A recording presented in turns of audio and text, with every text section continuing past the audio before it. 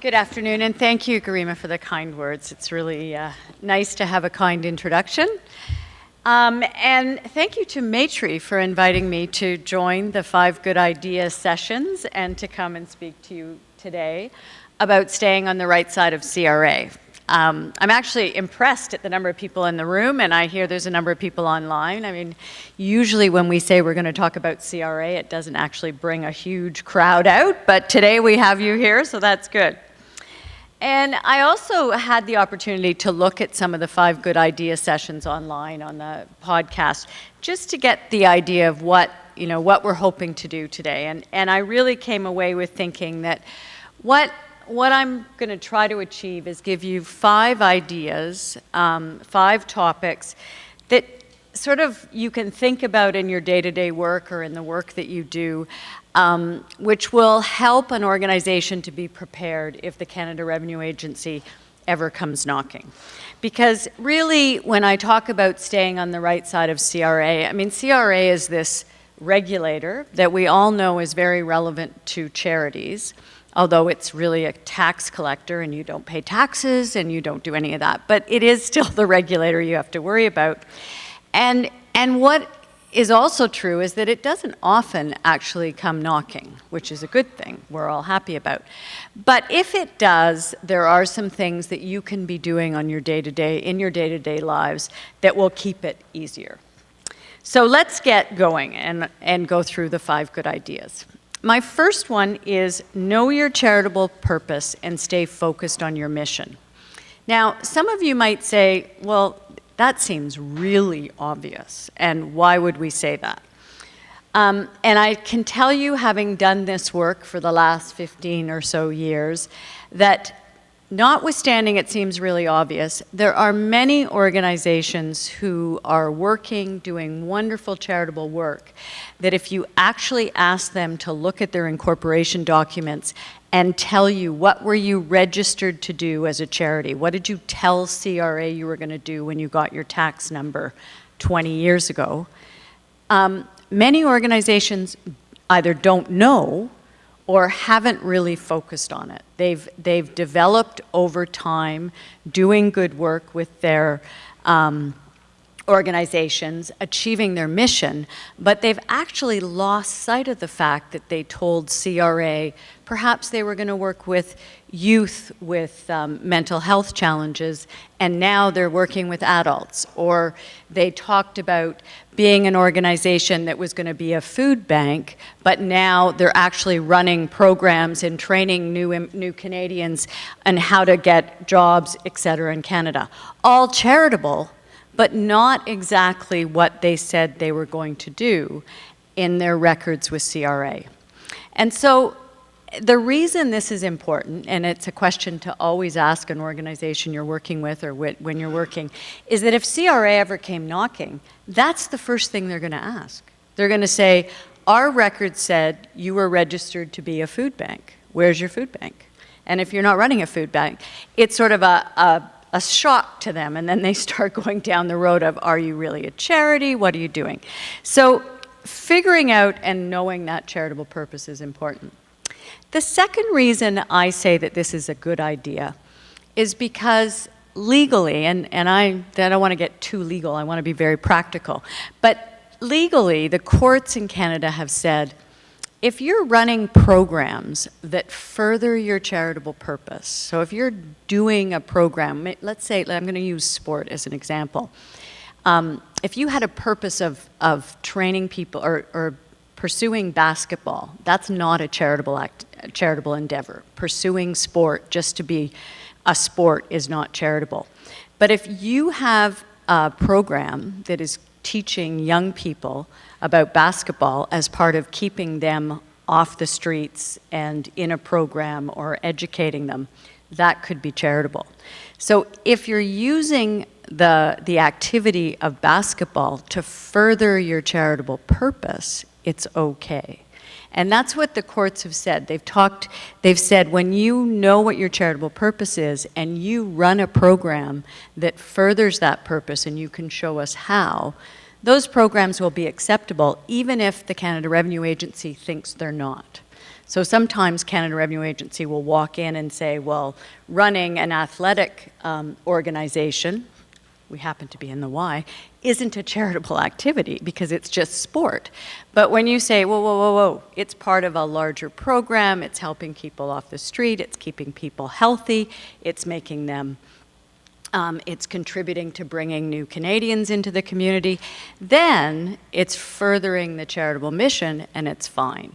So where we, when I look at an organization and when an organization says to me, what is it we have to do when we're talking about our strategic plan or how we're working and what we need to do next? What do we have to think about as to whether it fits with what we do as a charity or not? I always take them back to know your charitable mission and talk about how what you're doing is furthering that charitable mission. Tie them together and show how it works. Because if you can do that, it's very likely that when the CRA comes knocking at your door, that you will be able to demonstrate that everything you're doing is charitable. And that's one of the key issues. I mean, if CRA is concerned about an organization, what are they concerned about?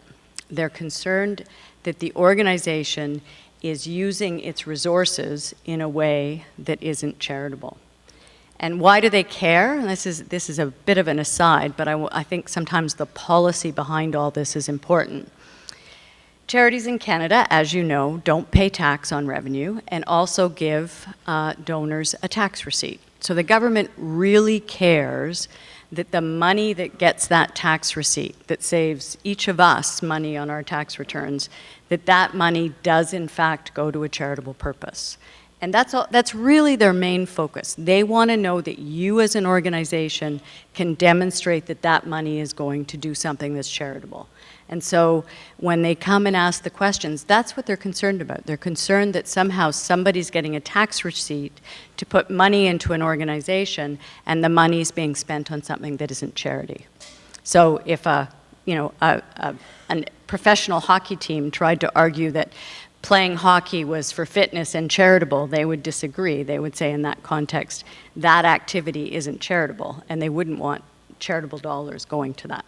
So that's sort of the background of knowing your mission and really being able to identify how what you do is furthering that mission.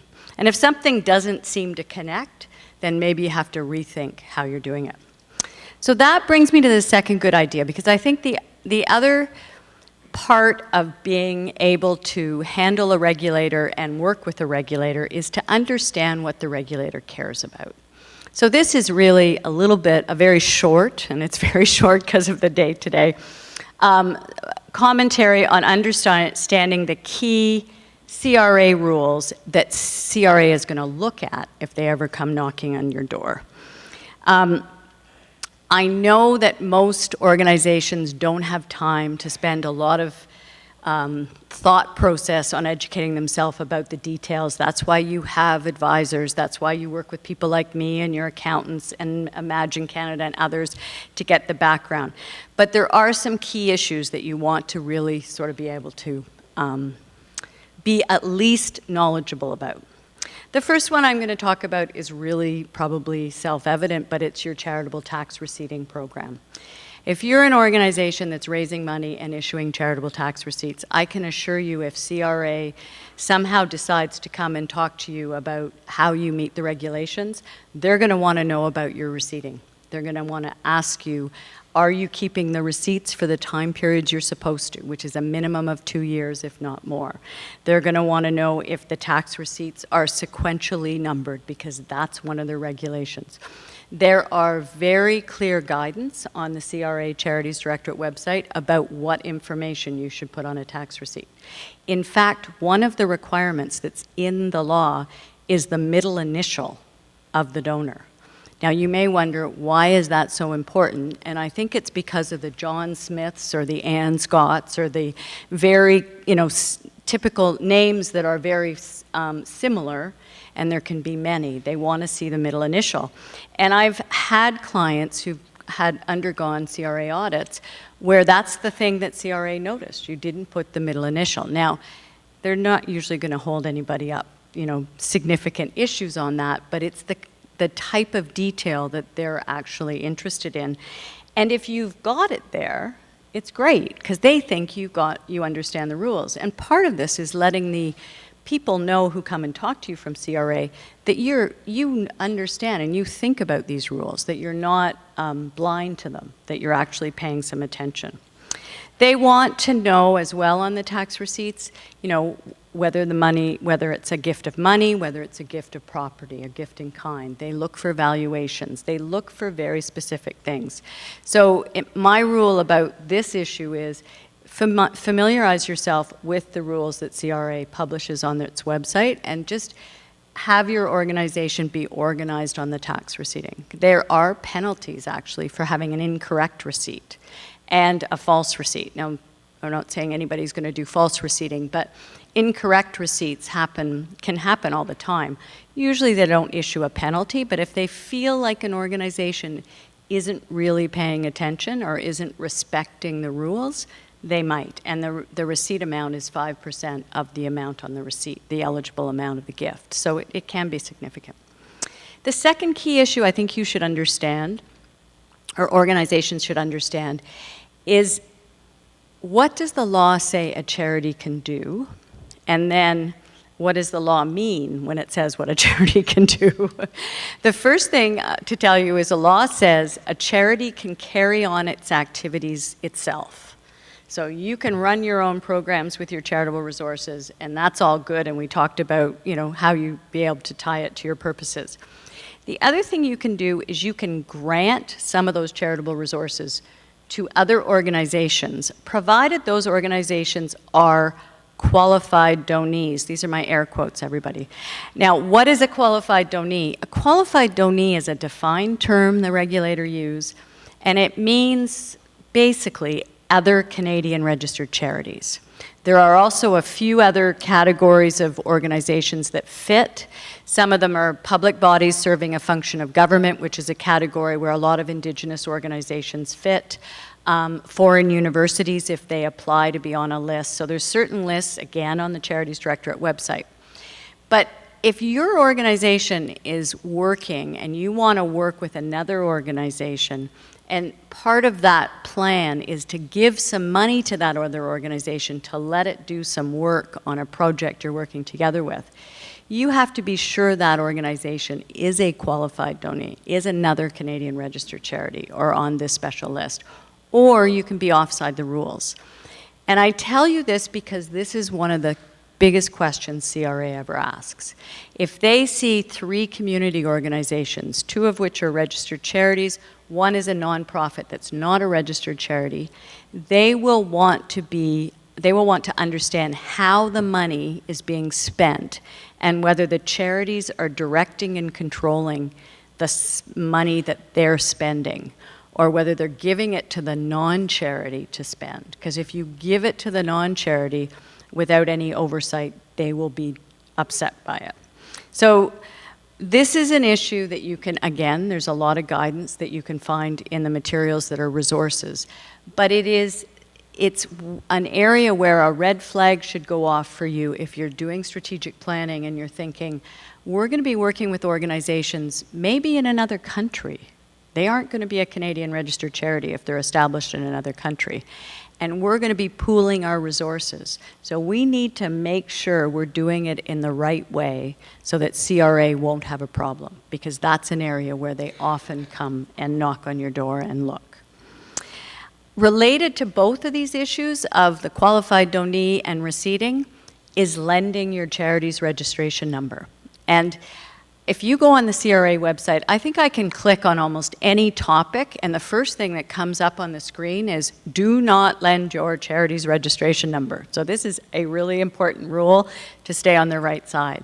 And what this is, and it's, I mean, notwithstanding it's all over the Charities Directorate website, I see it all the time. So it's not, and I'm not saying it's always done improperly, but I see the scenario where there's an organization, really great purpose, probably charitable, but hasn't quite got around to applying for charitable status in Canada, working with another organization that is a charity, and they say, and the other organization says, oh, don't worry, I'll support your program. I'll raise the money and then we'll either pay you to do the program or we'll do something. But when you look behind it, you are worried that CRA might just think the organization that is a registered charity is lending its number to the other one. So for the rule to take away is if you're in that scenario, you can work with a non-charity using agreements that ensure you can follow the money and account for how it's being spent and do that properly, and you'll be able to satisfy CRA. But don't just raise money for an organization and hand it over and think that CRA will be happy. So that's another area that we have to be concerned about. Fundraising is always a topic for CRA when they come and knock on the door. What are they interested in? They like to look at what are the expenses, what are the revenues, and does it make sense? There is a Charities Directorate guidance on this. It talks about, expenses to the revenue generated. I always push back on auditors who are worried about fundraising expense ratios. Depending on the nature of the charitable mission, some charities can raise money a lot easier than others. So there are all sorts of facts and circumstances to go in it, but for purposes of CRA and preparing for an audit, it really is understanding your fundraising program, making sure you're tracking it, trying to keep on side what the expenses and revenues are. They tend to say if you're below spending 35 cents for every dollar raised, they won't look twice. If you're above 75 cents spent for every dollar raised, they're likely to tick you for an audit.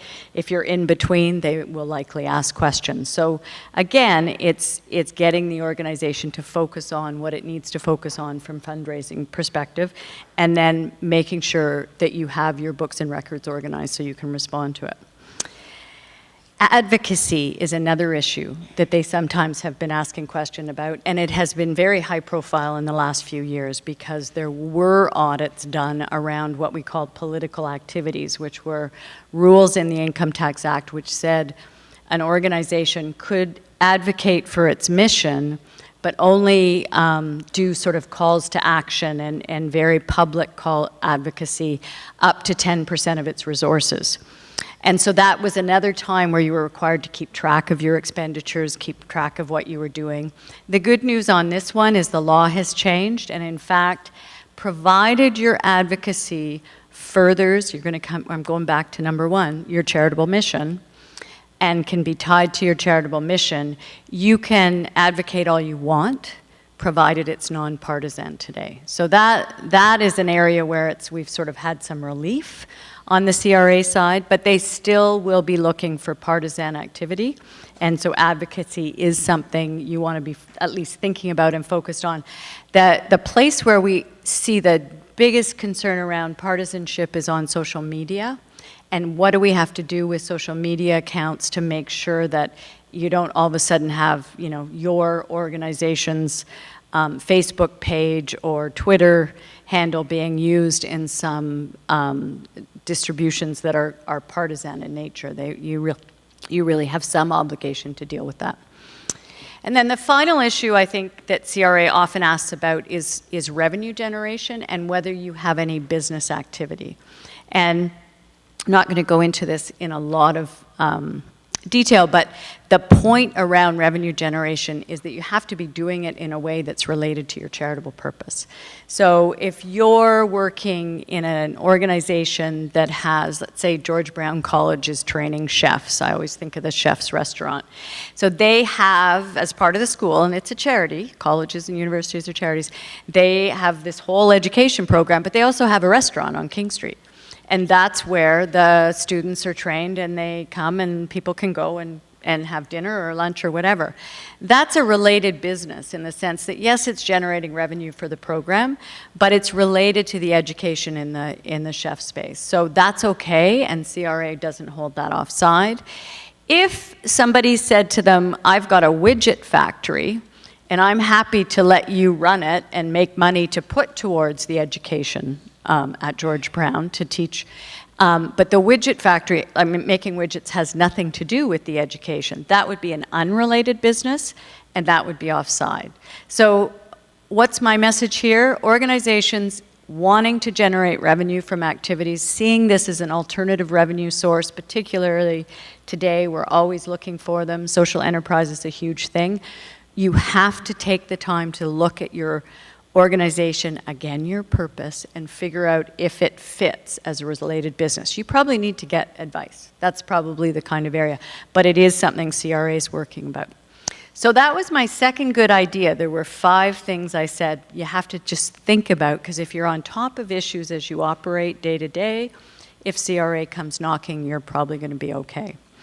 My third good idea is about your books and records. They need to be organized. I am not the most organized person, so please trust me, I'm not trying to preach or anything about organization here, but I can tell you that if a CRA auditor comes in to an organization and says, I'd like to see your payroll files, I'd like to see the programming files about the program that's offered over in Scarborough at the hub and the one in Etobicoke down by the lakeshore, and you can pull out those files and they're organized and there's a way, whether it's on a computer or in paper, I always have this visualize of paper, but it's probably less likely. And if you can demonstrate to the person who's asking the question that the information's accessible, it's organized, somebody has spent, it doesn't have to be perfect, but has spent time thinking about what are we doing here, are we tracking how things are dealt with, are we making sure, then that auditor is going to get a level of comfort that you're organized, that you understand what you're doing, and they're going to be less nervous about things that they might, than they might otherwise if they see 10 files grouped together with invoices, expenses, papers, planning everywhere without any real control to it. And so it's really important to ensure that you get organized. It's also important to make sure you keep adequate books and records. You have to keep the information, and what the CRA says, they have to be able to verify the revenues received, the resources spent on your charitable programming, and be able to look at, invoices, expense vouchers, all sorts of things that will back it up. So you'll have your accounting numbers, and then you'll have the backup for that. That's what they want. They like source documents. They ask for source documents. And there's generally a rule that we keep things for at least 6 years, if not 10, depending on what they are. For your incorporation documents, your board meetings, your annual meetings, have them somewhere organized. That is the kind of thing that CRA sees as an indicator that you understand that there's responsibilities and that you respect the requirement for that. It's not the top priority when you're trying to do things like help people, but it is something that's really important. And the area where it can be the most difficult is if you're working outside of Canada, or if you're working with organizations that are outside Canada, because in those cases, the Act actually says they have to be kept in Canada. So if you've got a branch group or you've got some people working in another country fulfilling your mission, which is perfectly fine, but they've got all their expense books and records, their vouchers, their revenue received and everything, records in that other country, technically CRA would say that's not complying with the rules. You're supposed to have them here. Now, we have been able to convince the Canada Revenue Agency as if you can access them online and get them and have them readily available, that is an indicator that you do have them in Canada, although they want to be able to get the true source documents if they need to. In my mind, the rules around this are really archaic and they're very out of date, but the law hasn't evolved yet on this, so that if there is an audit, this is an issue that can come up. And so it's always important to think about it, and if possible, do your best to keep the best records available. And if you do have programs outside of the country where books and records are outside of the country, make sure they understand that if they're needed, they have to be produced quickly. Because as soon as you take a long time, they think you're making them up. They just, the whole, again, all comes back to what's their immediate reaction to what they're doing. If they ask you and you can produce them, that increases the confidence of the auditor that you know what's going on. And it really is about that. The next good idea is don't be afraid if they contact you. How do you like that after all I've said? But it's true. The auditor is a employee of the Canada Revenue Agency. It's a little bit unfortunate that Charity is stuck with the Canada Revenue Agency, but that's where it is because of the tax exemption and the tax proceeding. So most of the auditors are, I've met a lot of them, they're fine people, they have no personal axe to grind, but they're doing a job. So they're trying to come and do their job. And, you know, generally they are going to be decent folks and they are going to want to work with you. They're generally coming to see an organization either as a formal audit, and you'll get a letter and it'll say, we're coming to do an audit, or there's a new level of visit called the Charities Education Program, which is intended to be helpful. So the auditor comes in and they're trying to help you. They're going to ask you about your receipting, your books and records, your programming. They're going to want to look at your records. But the Charities Education Program is intended to be a light touch, not having to go behind with all sorts of source documents, not having to be in writing. And it's intended to be for relatively newer organizations. And what CRA says is, we just want to come and explain the rules. Now, the lawyer in me is very cynical about this and will tell you all that if you do get a Charities Education Program visit, or an intention to come, take it seriously, but again, don't be afraid of it. They are really trying to come in and give some guidance. But again, it is the CRA person. If they saw something they really didn't like, they will have to deal with something about it. So you do need to be careful. I often say about these audit visits, and you know, I used to hear people say this, I think there's an element of truth, especially if the auditor's coming from Ottawa or they're coming out of their head office where they're normally there. It's sometimes really nice to get to the charity and get to look at your books and, you know, it's a different place to go to work, you're out of the office. So I always tell my clients, don't make them too comfortable. Like if you have, no, I'm not saying, you know, don't put them in a closet, but just create an environment where the auditor can go, where they know they have a spot. Don't make it the best place in the office. Don't put them in the middle of the office where they can talk to everybody. Think about who should talk to the auditor, who understands everything that I've just talked about.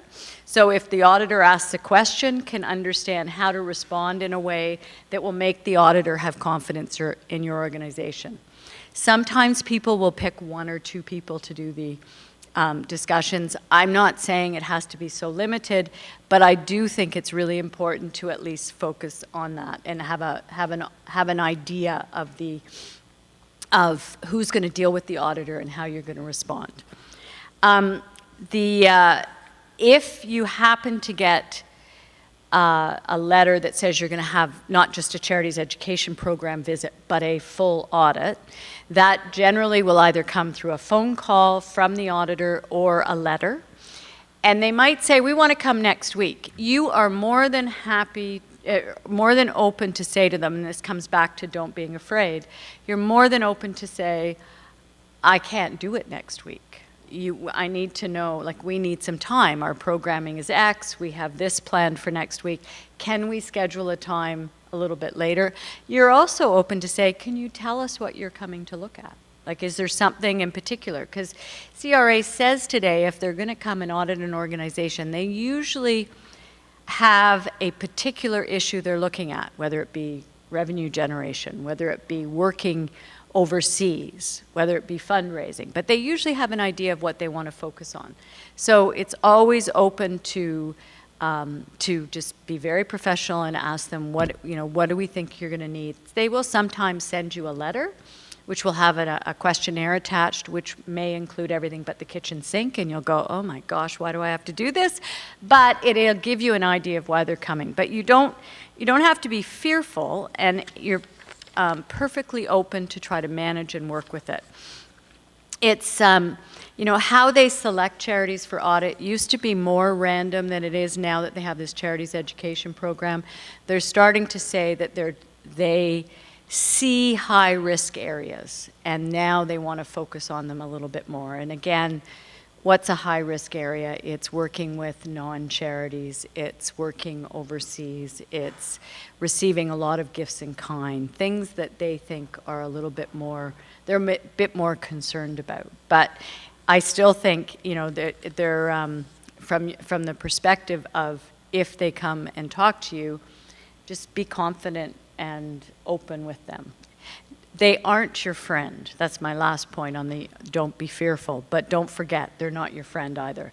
They often, people will talk after the audit and say, oh, we had a great discussion, I asked him this question, I asked him about working with this organization that's not a qualified donee and all this stuff, and you're going, oh my gosh.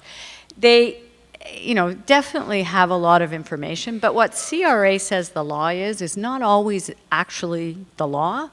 Like, they have their view of the law, and that's why we have courts. But it's also, sometimes it's better if there's something you're thinking about to ask somebody after they've left, just to see what the issue is. Because sometimes if you're overly friendly, you end up saying things that might cause them to do more looking. I'm not trying to make them into nightmare people, but that's just something we've seen over time. It's be conscious of who they are.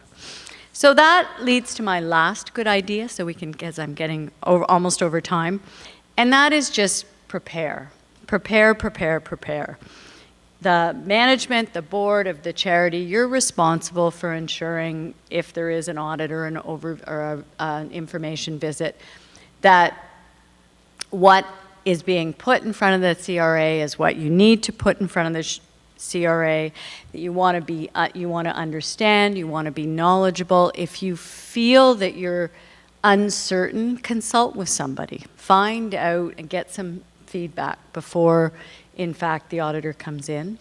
You can't recreate things. If you happen to have done, you know, used your charitable registration number for a non-qualified donee, so lent your charitable registration number, nobody's suggesting that you try to hide or do anything different, but when you prepare, you can actually probably create and ensure that you at least understand where the weakness might be, but also put forward the information, the files, and the work around it in a way that makes it look reasonable. Because again, they don't really want to cause problems for any organization, in my view, but if they feel that charitable resources are being used improperly or for non-charitable purposes, they feel they have to take some kind of action. And on an audit, you can get a letter, you can get a clean bill of health, you can get a letter, you can get an agreement, a compliance agreement where they ask you to sign an agreement that says, I did this wrong and I won't do it again, which is just something that goes in your file. Or they can come along and try to issue a penalty or, heaven forbid, a notice of intent to revoke your charitable status, which doesn't happen very often. But if you're prepared, if your books and records are in order, if your files are in order, if you are confident and knowledgeable and able to converse with them on the topics, it takes you a long way to having a good relationship, a good experience with your audit, and keeping on the right side of CRA, which is really the overall objective.